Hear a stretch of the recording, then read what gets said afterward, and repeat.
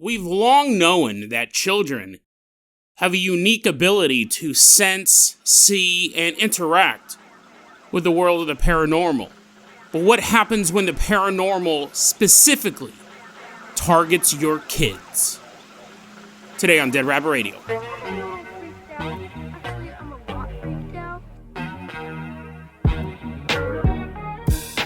Hey everyone, welcome back to another episode of Dead Rabbit Radio. I'm your host, Jason Carpenter. I'm having a great day. Hope you guys are having a great day too. Hope you guys are having tons of fun doing whatever you're doing, and I hope you guys have some awesome plans for the weekend. Now, a quick note at the beginning of this episode.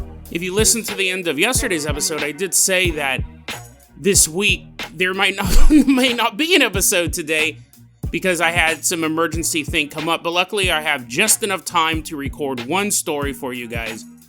I wanted to get it out to you. It's the story I've been mentioning now for about a week and a half. Ghosts versus babies. It'll be the only one we talk about because I don't have a lot of time, unfortunately. But I hope you guys enjoy it. So let's go ahead and get started. Running into Dead Rabbit Radio Command. Everyone get on your feet and give it up for Manuel Venator. Woohoo! Yeah, he's running on in. He's kind of confused as to why he's here.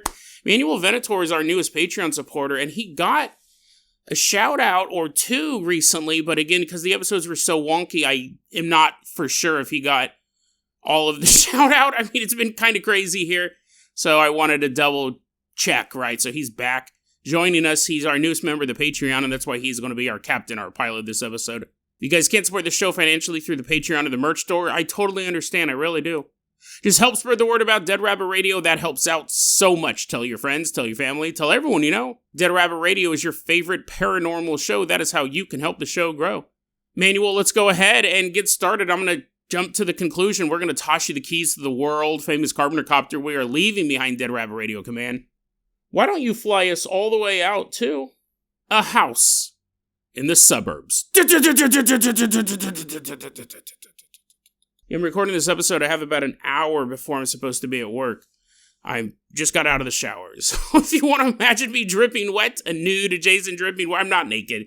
I do have on a bathrobe and a towel. And this is how I'm drying right now. I don't have time to sit there and dry.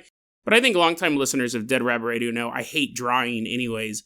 I usually just, lay towels on top of me and let nature and evaporation Jason, how long do you just sit there with the towel on you? It takes forever to water to evaporate. Yeah, I just think it's boring. I usually just dry the top part of my body and go, whatever. Start walking around. That's what the emergency is. I have a massive fungal outbreak from the waist down. I look like the Swamp Thing. No, it's just, I'm trying to record this episode before I get ready for work. Also, all my clothes are in the car. So, are you going to wear a bathrobe to work? Well, I'm thinking about it. I just did a bunch of laundry, but I was too lazy to get my clothes out of the car. Literally every article of clothing, or almost every article of clothing I own, outside of one towel and one bathrobe, is in my car. I'm thinking, I hope no one stole my car last night, because that would put me in a very, very odd predicament. We're headed all the way out to this house in the suburbs. And there we're going to meet a young man. We don't have his real name. We're going to call him Paul. And he said that this story really took place between the years 2005 and 2019. So a long enough time period to really see a whole range of issues with this house. Now, this is one of those weird houses that totally confounds me. I guess it's something they do in other countries or maybe on the East Coast. I've never heard of it until I started doing this podcast. You have a house, and then you turn the house into apartments. And I don't really understand that, right? You're like, you can rent out a room. I understand that you're like, Jason, you can handle stories about aliens and ghosts in parallel dimensions and that you can't wrap your head around this. I can rent out a room. I understand that. But how do you turn it into apartments? And this is a 3-story house, so it makes it a little easier. First floor is one apartment. Second floor is a second apartment. Third floor is a third apartment. But what I don't understand is, like, if I live on the second floor, which in this story, you definitely don't want to live there, but so to get to my apartment, I have to walk through yours? If you're on the first floor? You're just walking through someone's house? Sorry, you walk through someone's apartment, and then you go up the stairs, and now you're in your apartment. What if you're sitting on the stairs? You got your legs dangling down, you're eating a Lunchable. Technically, you're in someone else's apartment. You're like, Jason, yeah, don't do that. Don't sit on the stairs and eat Lunchables or anything of that fact. You've lived in apartments, Jason. You know what it's like. You don't sit and eat Lunchables on the stairs, the exterior stairs of an apartment building. No one eats on stairs. That's not true. I saw this documentary once called Annie. They do a lot of stuff on the stairs. Dancing, singing, and probably eating. But yeah, it's weird. I mean, I guess if I had my own access, I think for an apartment to be an apartment, you need to have your own external access to it. If I have to walk through your apartment to get to mine, that's not really an apartment. You're just all sharing a house. That makes sense to me. But anyways, so he lives on the top floor of this house/apartment. And he goes, 14 years, it's a long time. He goes, there's a couple of different things that would go on. The people on the first floor would often complain about hearing odd noises. It's me eating Lunchables. They're like, he's not even a tenant here. What's he doing here? I scurry up the stairs real quick. The people on the first floor would often hear unexplained sounds. That wasn't just someone mucking about on the second or third floor. It was something that would come up over 14 years, and multiple people in and out of that first floor over 14 years. They would complain, well, dude, I think the place is haunted. Because I'm hearing noises that just don't make any sense. If you only heard it once or twice, it was just a weird noise. But over the period of your tenancy, you got to start chalking it up to something paranormal. Paul, for his part, he said, because he's living there with his family, they would have this happen every so often. They would hear this thing. He goes, we'd be up on the third floor, and we would hear out on the patio the sound of two distinct male voices talking to each other. He goes, it happened, it wasn't an everyday thing, but it happened a lot. You would hear this, and we were never able to make out exactly what they were saying. We never figure out what they were talking about, but they'd hear the sound of two male voices talking, and it played out the exact same way every single time. There'd be an unintelligible conversation, two distinct male voices out on the patio, and then it would start to get more heated. It became less of a conversation and more of an argument. So now these two voices are arguing with each other. You still can't make out what they're saying. And the argument would get louder and louder until it reached its peak, almost to the point where it's a yelling match, and then it would stop. And they would hear this same pattern repeat itself over the course of 14 years. So it's not just that two people happen to be outside and their voices are carried through the neighborhood. No. Maybe the first couple times you'd think that's what it was. He said another thing. He goes, we would often hear the sound of a car pulling up into the driveway. And the first couple times you look out the window and you check, there's no car there. And then they just also chalked this up to being paranormal activity. When you were in the bathroom up on the third floor, you could hear people talking, distinct from the patio conversation. You're like, oh, not this again. I'm going to go hang out in the bathroom. You sit in the bathroom, it's even louder in there. You're like, hurry up and get to the argument part. He goes, you'd go to the bathroom, and in the bathroom there was like a closet. Put your towels and stuff like that. Or towel. In my case, the one towel I own. He goes, you'd be sitting in the bathroom, and an argument and a conversation, multiple people, you could hear them talking in the bathroom closet. And again, you could think the first couple times, maybe it's the pipes. Maybe someone's talking downstairs and it's carrying, but over 14 years, that would actually be a little more disconcerting than the patio conversation to me, because you're kind of stuck there, right? You're pooping. You just started. You're like, oh man, oh no. And because I'd be afraid the boogeyman's going to hop out. Like, hearing voices, that's one thing, right? You just put on headphones. But, it's a paranormal activity coming from one of the most vulnerable spots in your house, the bathroom. If you're naked in your bedroom and a ghost shows up, you can run out of your house. And if anyone asks why you're running around the neighborhood naked, you say, well, there's a ghost in my house. But if you're like mid-stream or mid-loaf and a ghost activity starts up, you can run outside naked again, but now there's poop everywhere. If you listen to the first episode of this week, it's a big deal, right? We've learned that people don't like poop, especially me. Paul says that his 3-year-old cousin, and I don't think she lived there, I think she would come over from time to time, but it's possible she lived there. He just said, my 3-year-old cousin, who we will call Cindy, he said, my 3-year-old cousin developed an imaginary friendship at this house with someone named Cindy. You know, first you just think it's an imaginary friend. But the cousin, again, I don't know if she lived there. It could be one of those big extended families living together type of thing. But Paul goes, you know, every kid has, not every kid, but a lot of kids have imaginary friends. It's part of growing up. Cindy, however, began to scare his cousin. His cousin, we'll call her Samantha. Samantha would be like, me no like Cindy. Cindy's supposed to be friend. Is his cousin a caveman? Is his cousin Bigfoot? Who talks like that? Cindy is scaring me, Uncle Paul. What's going on, Samantha? Well, she wants me to do bad things. She's telling me to do bad things. Did we cover that? I don't know if we've covered this story yet. I think it's in my to-do list. It's all typed up, ready to go. But there's a story similar to this about a boy who has an imaginary friend. This seems to be like imaginary friends. I had imaginary friends. A lot of kids have imaginary friends. But when the imaginary friend is an external paranormal force and evil for that fact, that's something they'll do. They'll tell the kids to do bad things, right? They'll tell the kids to do bad things. And we don't know what Cindy actually told Samantha. Was it to set the house on fire? Was it to kill the family pet? We don't know.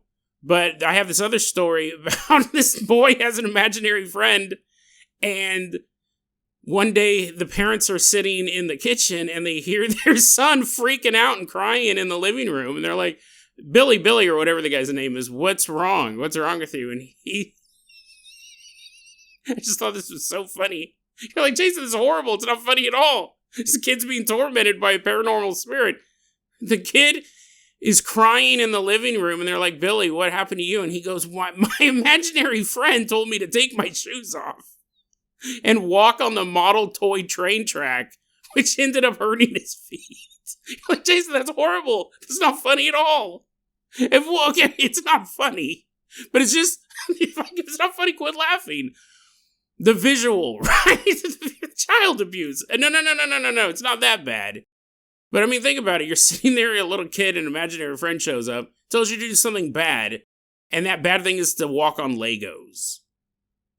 That's horrible, Jason. That's not a fun anecdote at all. Well, anyway, you're right. That wasn't me laughing. That was my imaginary co-host. No, I mean, so that's kind of what it can be, right? It doesn't always have to be set the house on fire type of bad thing. It could be simply injuring yourself by walking on a model train track. We'll cover that story at some point because that's not all the imaginary friend did. But I think as an adult, we think the worst, right? Imaginary friends telling someone to do something bad. We assume it's like trying to get her to commit some sort of great moral sin. It could just be stomp on mother's prized flowers in the roses. Like, oh, not again. I just got back from the hospital from the last time he had me step on roses. No, do it. More roses. Step on mom's roses. You got thorns in your feet. Well, anyway, so this is all happening on the 3rd floor. Paul goes, the 1st floor, they'd hear voices, and he go, honestly, it's how comfortable people feel telling each other ghost stories. We cover this all the time on the show. People experience paranormal activity. No one else in the family says anything. Then 30 years later, the guy is talking about it to his family, and it turns out another person, if not everyone in the family, was also experiencing the haunting, but nobody felt comfortable talking about it. They all felt that they were insane and that they would be not believed if they spoke about this out loud. So it's possible that the 1st floor, maybe they only did hear voices. It's possible other things were going on. The 3rd floor, this is all the stuff that Paul had experienced. He goes, the 2nd floor was the worst. The 2nd floor was the worst. It was so bad that the 3rd floor and 1st floor had a pretty stable tenant situation. People would stay there for a while. He goes, the 2nd floor, the landlord could not keep anyone there over 8 months. People were breaking their leases to not live on the second floor. That's how bad it was. And because, again, people were leaving pretty quickly, it'd be harder to gain that trust to be able to talk about the paranormal. He said, it got so bad on the second floor, there was a guy who didn't want to break his lease, but refused to sleep on the second floor. Refused. And what he did is he would hang out during the day on the second floor. He'd make sure there's no model train tracks or roses nearby. Whew, I don't know why I still believe in that imaginary friend. I'm 38. He would live on the second floor, but when it came time to go to sleep, he slept outside. He slept outside, and, it could be beautiful depending on what the weather's like where you're at, but he slept outside, and they knew, Paul knew it was because of the activity on the second floor, and that tenant kind of confirmed it, but when asked, well, what's going on, he refused to give any details. He's like, I can't sleep up there, I don't feel comfortable up there. I'm going to pay rent, I'm going to keep my lease going, but there's no way I'm spending the night in my own apartment. That's how bad it was. The landlord could not keep people there. And Paul realized, again, over this long period of time, when there was no one living on the second floor, when you just had tenants in the first floor and the third floor, there was no paranormal activity at all in the house. If no one was living in that second floor, quote-unquote, apartment, the house was normal. So this totally tracks, right? Whatever lived in that house seemed to be powered by the second floor. That was its main abode. And it didn't want anyone there. And it was actually okay with the third and first floor. But the second an outsider, the second a living human came and lived on that second floor, the activity would start happening everywhere until the person on the second floor moved out. This house, I definitely could see turning it into 3 apartments. Because whoever lived in the house originally probably dealt with a lot of problems on the second floor themselves. Maybe not, though. Maybe the house was totally fine with the original tenants. We don't know. This would be one of those places that would be really interesting to find out where it is and investigate it, because it seems like there's a pretty obvious trigger living on the second floor. And then you could kind of track everything. But it is so terrifying. Don't sign a 12-month lease. You're going to break it. There was another tenant who was on the second floor who was more open with talking about why they are leaving, why they are not going to be there very long. They said, yeah, I got to move. This is not a good living situation. And told Paul and his family what was going on. He goes, yeah, we moved in and, it's fine apartment. A lot of, an odd amount of people eating on my stairs. Didn't expect that. But, I got to move out because of my boys. What do you mean? Well, my sons, they share a bedroom. And they keep telling me and my wife that every so often, once would be bad enough, it seemed to be kind of a regular occurrence. You're like, why are you laughing? Do they step on train tracks as well? No. He goes, what happens is my boys are in their bedroom and a shadow man will appear in their room. I don't know if he specifically used the term shadow man, but it's a tall black silhouette, darker than dark. We've done a lot of episodes on them. I've seen them. Now, whether or not this was a actual shadow man entity or just a shadowy spirit, which is probably what it was actually, because the shadow man as an entity, they don't really seem to interact with humans. They're something different than like an angel or a demon or even a ghost. It's something extra dimensional.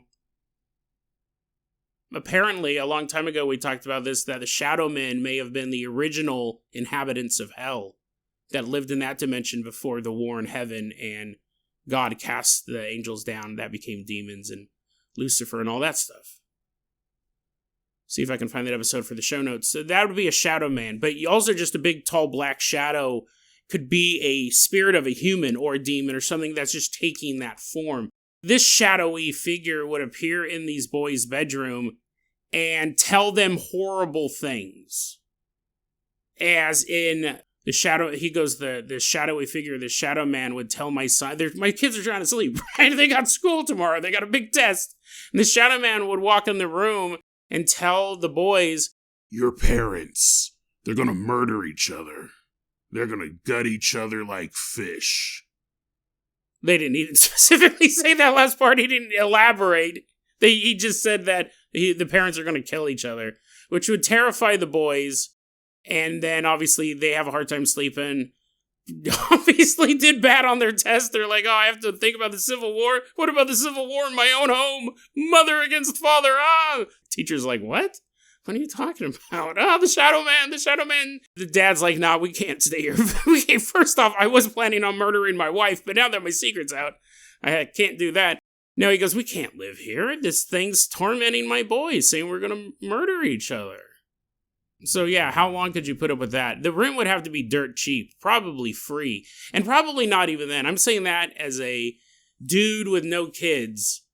I'd be like, I'm all kicking back, and the ghost is like, who am I supposed to interact with? There's no children here. I'm all eating a Lunchable. I was like, I don't know. That's your problem, bro. But, yeah, you can't really stay there much longer. And what is in this house does seem to obviously have a issue with kids. It's telling the cousin to do bad things. And remember, that's on the 3rd floor. This is on the safe floor. It's not like, I mean, it's quote-unquote safe. I kind of glossed over that. Whatever is here, yeah, the conversation's on the patio and in the bathroom closet, but the 3-year-old cousin, Samantha, she's on the 3rd floor, and she's being told to do bad things. The 2nd floor, this shadowy man, this figure, is telling kids lies about their parents. So it's not just only the 2nd floor, this evil, I mean, there's a difference between haunting, residual energy ghosts, and then evil in a house. Paul goes, the 3rd floor was technically better than the 2nd floor, but not by far. Paul said, he goes, because a lot of this stuff, the stories on the 2nd floor, he's hearing from people. He didn't experience that. But he experienced the voices on the patio, the voices in the bathroom. And he goes, I experienced this. I was there when this happened. He said, one day I was helping my mom babysit some of the neighbor kids. These young kids came over and were on the 3rd floor, and my mom's babysitting them. And he said the youngest of them was an infant girl who we'll call Tasha. His little baby. This little baby is in the room, and there's a baby monitor set up. So Paul's, I don't know, where do you put the other end of the baby monitor? The living room or whatever? You all have headphones on, you're playing Battlefield 6, the baby's crying super loud. Actually, I shouldn't make a joke like that. That unfortunately does happen. There is that guy recently who wanted to play video games. He was a dad. The guy wanted to play video games and watch pornography. And he would do this quite often, but he also had 3 kids. So what he would do is, when his wife was at work and he wanted to play video games and watch porn, I don't know how I don't think he does it. He really doesn't need to do it at the same time, you idiot. He has 2 monitors set up. Super distracting. He would do both, like, on and off. But anyways, he would watch pornography and play video games, but he didn't want his kids to bug him. So he would leave his kids in the car, in the driveway, and turn the AC on. And the car would be on, apparently, and the kids would be sitting in the car for, an hour or two. For quite a long time, as he was playing video games and watching porn. And one day, his youngest was in the car, and he turned it on and turned on the AC. I don't know where his other 2 kids were. Wife is at work. He turned on the car and the AC and went in the house and played video games and watched porn. And the car had some sort of auto shut-off sensor. Because it was just sitting there for an hour, idling in the driveway. And when he got, I kind of just forgot what was going on. When he got up and he went to the car, his daughter was dead. She had died in the car. It was too hot. Horrible. And then, he got arrested for that. And he bailed out. I'll put this in the show notes. This is a big case recently. His other 2 kids said he did that all the time. when the cops talk to the two kids, they go, "That's not unusual. My dad did that all the time. He did it to us." It was this crazy story, too, because, when he bailed out, he got he couldn't leave the area, right? They say, you got to stay in the area. Obviously, you're facing a murder charge or a manslaughter charge or whatever it is. But the family had already bought tickets to go on vacation in Hawaii or on a cruise ship or something like that. And his own wife, the mother of his kids, including the one who had passed away, asked the judge, "Hey, listen, we already got these tickets for this big vacation we'd planned way before this. Can he go on vacation with us?" And the judge said yes, which I'm shocked the mother was even advocating for him to go on this stupid vacation. But anyways, the judge said yes. He goes on a vacation with his family, and then he killed himself. So that's the end of that. He's not going to serve any time in jail, no justice. He killed himself. So, I mean, even though I did make a joke, get on that subject. I think I made a joke about playing video games. Oh, the baby monitor thing. Horrible. Like, people do that. It's absolutely insane. But anyways, back to this story. And I know I have a bad... You're like, Jason, you have a real bad habit of telling a semi-lighthearted story about a ghost, and then all of a sudden deviating into one of the most horrifying true crime stories. You just can never predict it, and I apologize for that. I could edit it out. Maybe I will. But Paul's sitting there, and he hears on the baby monitor that the other end is in this infant girl's room. What do we call her? Tasha. That's not her real name, but this infant girl's room. He goes, "I heard on the baby monitor a voice which sounded like the Wicked Witch of the West from Oz, the Oz books, not the Wicked movie." So that'd be kind of pleasant, right? You hear her singing, you're like, oh, that is a paranormal entity of pure evil I can get behind. No, he goes, "Imagine if you had the Wicked Witch, you had that voice, and she smoked 10 packs of cigarettes a day for 50 years. He goes, "I heard this voice come over the baby monitor, and that's what it reminded him of. And he heard this voice say to the infant girl, because there's no one else in the room.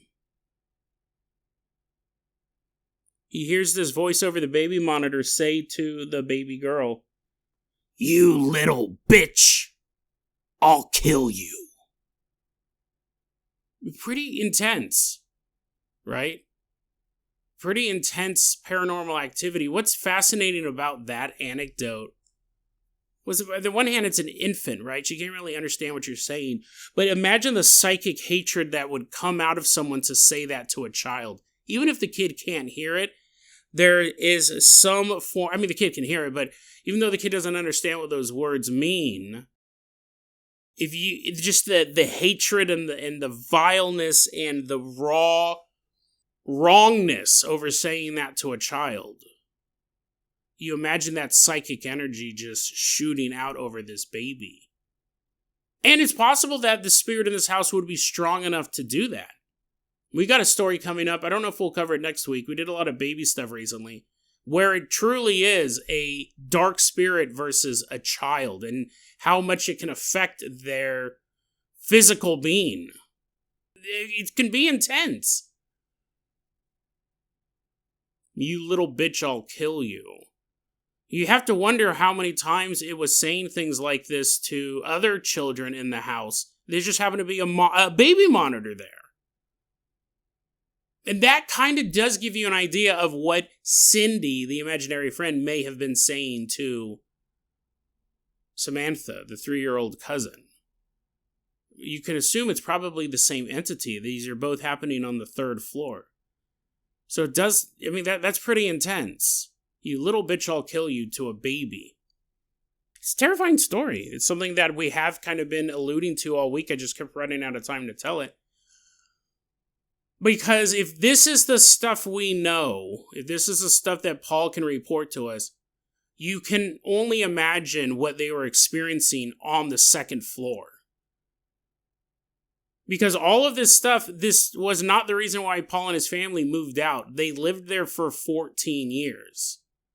And they're hearing things like death threats towards a baby. I guess that's kind of the worst thing. The rest of it was, patio talk. But, and the cousin saying the imaginary friend's kind of messing with her. But if you heard that on a baby monitor and you continued to live there, imagine what would drive someone to leave after 8 months. Max. That's the longest people were staying down there. Or at least in there. That one guy was sleeping outside. You have to imagine what was going on down there. And if something is targeting not just children, which do have the ability to kind of make rational decisions and tell an adult about what's going on or tell their peers or anything like that, a baby has none of those options. If you're not in the room with the baby, you won't know what's happening. You won't know what a spirit or a demon is saying and trying to do to your child. Again, we have that story coming up. Again, I don't think we'll do it next week, where the ghost is actively causing health problems in the child. This one probably would if it could. If that infant had lived in that house long enough, because remember, this is just babysitting, would that baby be in danger? Would it be less of a threat and more of an actionable warning, I'm going to kill you? It's crazy, too. I mean, the kid was just visiting. The kid was just babysitting. And whatever entity lives here hated this baby so much. It was the first time and probably the last time he would ever see this baby. I don't know if the mom continued babysitting. I definitely would say, hey, listen, I love your kids, but you might want to find a new babysitter. And I probably wouldn't elaborate. But if they really pressed, I go, well, just letting you know the place is horribly haunted. And I heard something threaten the life of your child. So, again, I love your kids, but you might need to find a new babysitter. It just said it's the first time it was seeing this kid. The kid was visiting and it wanted to kill it. That's just raw hatred. Evil presence in this home. It's funny because if you ask someone to describe a haunted house, a lot of times, and we do it as well as paranormal investigators, abandoned homes, old manors, right? The spooky house on the edge of town that everyone knows is haunted. The rumors of that place is haunted. But really, over the course of doing this show, we learn that the majority of haunted homes are like this. Completely unassuming and probably, to this day, still have people living in them. The spooky haunted houses we read about in books, sure, those exist too. But the longer that we look into this phenomenon through this show, this is the majority of them. Totally unassuming houses that people move in and out of. Full of evil. We covered that story recently about the suicide house, just sitting in a neighborhood. You would never suspect anything about it until the stories of the tenants got out into the neighborhood. And that, even with those stories, it still had a tragic ending.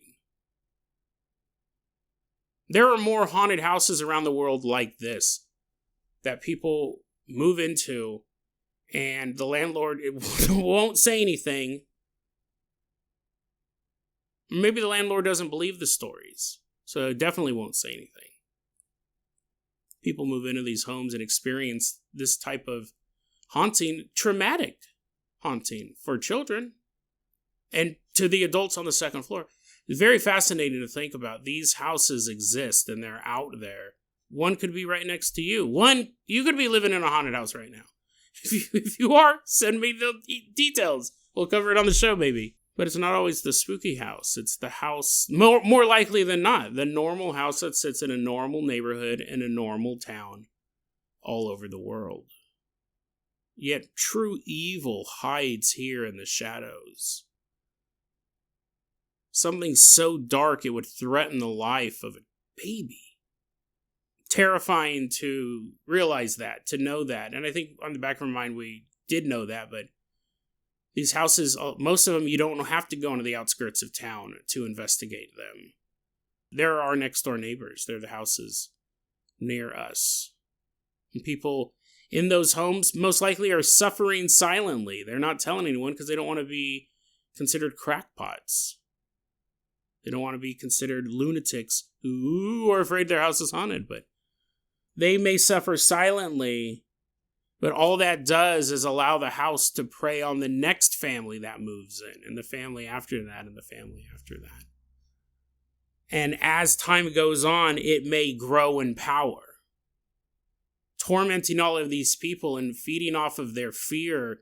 They may leave after a couple months, but it remains, and another family moves in, and another family, until eventually it becomes powerful enough that it no longer has to simply make threats. Now, over the course of years, it has gained enough energy, enough psychic fuel, that it no longer has to suggest a child hurts herself. It no longer has to tell a baby, I'm going to kill you.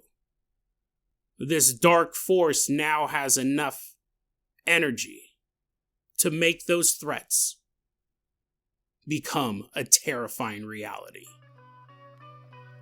And there we go. I'm all dry. I gotta get dressed for work. DeadRabbitRadio@gmail.com is gonna be our email address. You can also hit us up at Facebook.com/DeadRabbitRadio. TikTok is @DeadRabbitRadio. Dead Rabbit Radio is the daily paranormal, conspiracy, and true crime podcast. You don't have to listen to it every day, but I'm glad you listened to it today. Have a great weekend, guys.